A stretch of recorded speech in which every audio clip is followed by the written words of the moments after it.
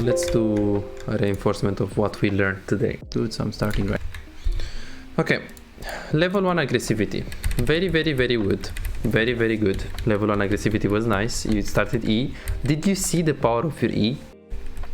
Like, I don't think I really noticed it. look at this.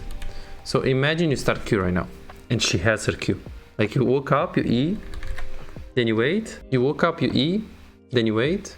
Then you woke up, you E again. Like, what can she do? Yeah, this game, since you mentioned her cooldown on the Q, that was actually, I thought a lot about it. Like, I could get off 2 E's while she, like, she could use, like, I don't know how to say this. Like, I played around her Q cooldown. Yes. The first 3 minutes or so. Yes, so you mean that if she misses one Q, you know exactly, like, what's the timing that you have left to be able to poke her, and how you should, like, when you should be back off, because you know that her abilities are coming up. Okay, good. So let's see a little bit of the aggressivity. So overall, very good early one, with some mistakes. Let's see what are those mistakes.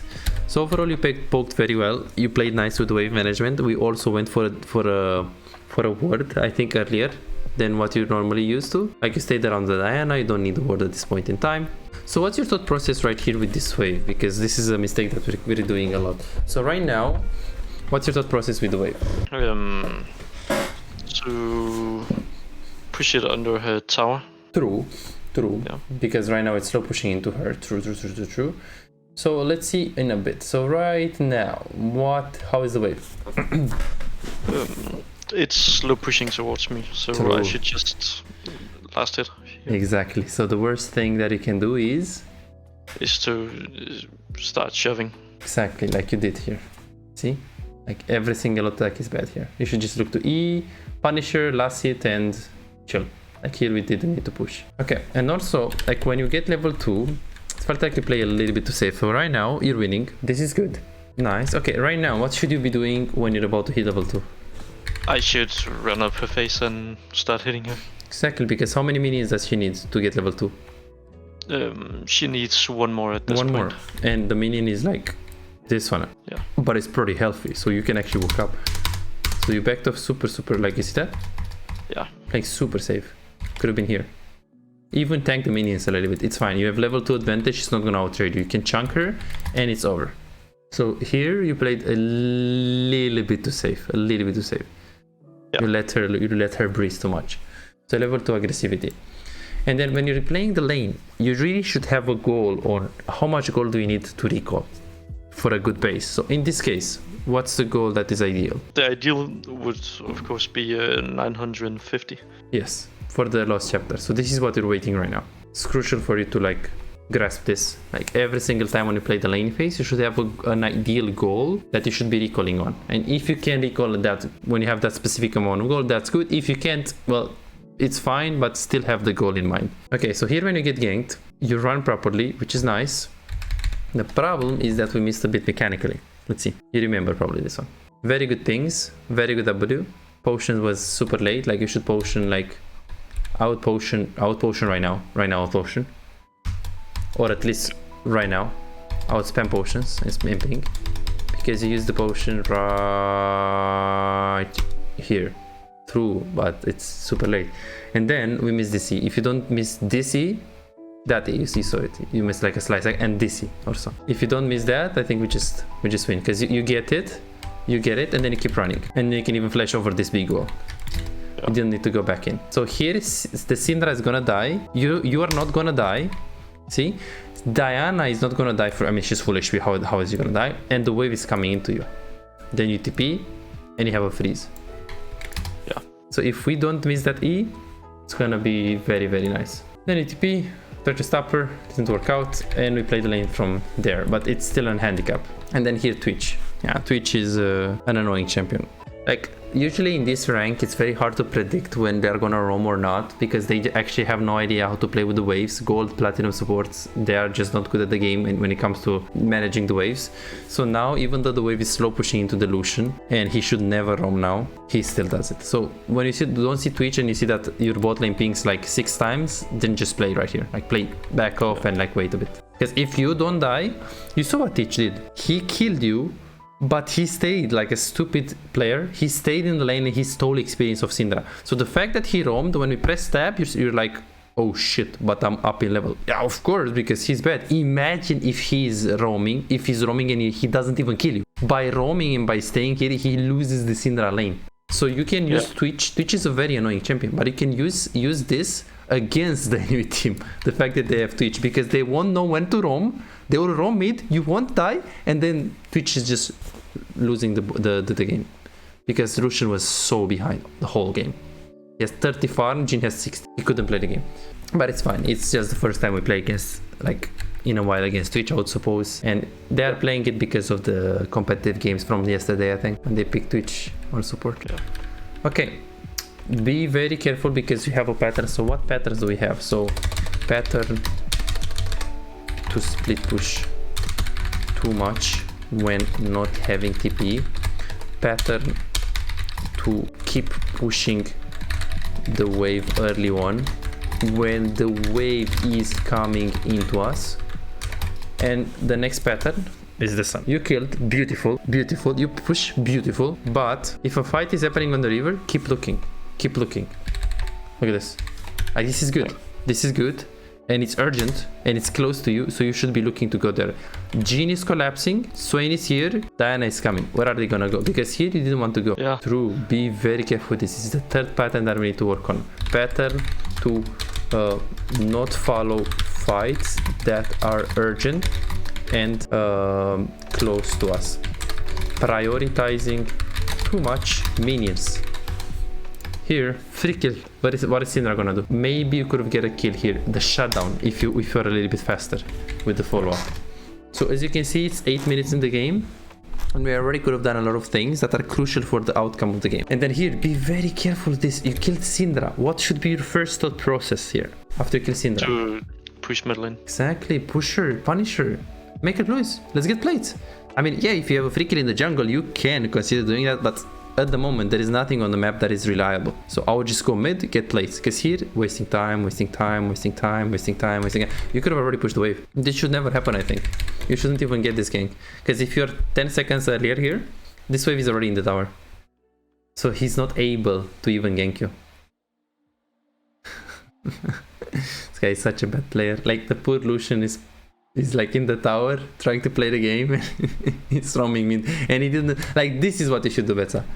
Imagine, like, if you crush the wave and he comes mid, you don't die, and he forces his own ultimate. It's absolutely over game for him. And it's getting even worse. Like, he's even getting the farm, he's not going bot lane. Okay, so the pattern of not following fights. Here, be careful when you recall. You did not crush, so your wave is how right now? It's pushing towards them. True. So you can consider staying right here, because you know that Twitch and Syndra, they're gonna push really hard, and Diana is around you, and you also have TP super soon, 30 seconds. So you stayed a bit here, but again, not to help Diana necessarily. I mean, maybe you can just drop a W and run or something, but don't die with her. The concept is try to take a little, like, take one more wave, take the experience of one more wave, so you can actually wait having your TP when you come back in the lane. And because you stayed, it gave you this opening. So don't be greedy with your recall timings. Don't be, try to be a bit, like, force them a bit more, especially if you know you're gonna, like, if you force a little, if you know that by forcing the recalls and forcing staying is gonna guarantee you that you're gonna have TP soon and you're gonna be able to use it and not lose too much, I would stay. Like, now I would stay, because they're gonna push. I have TP in 20 seconds, so wave is coming into me. I will eat the wave, then I will back and TP, because if you back now, the TP is 30 seconds, so you can't TP now. Yeah, super important. And then display was here. Okay, good. I think that's what I wanted to show you for today. So what do you think are the main takeaways for today, Viktor? My wave management and, like, my decision making around my priorities.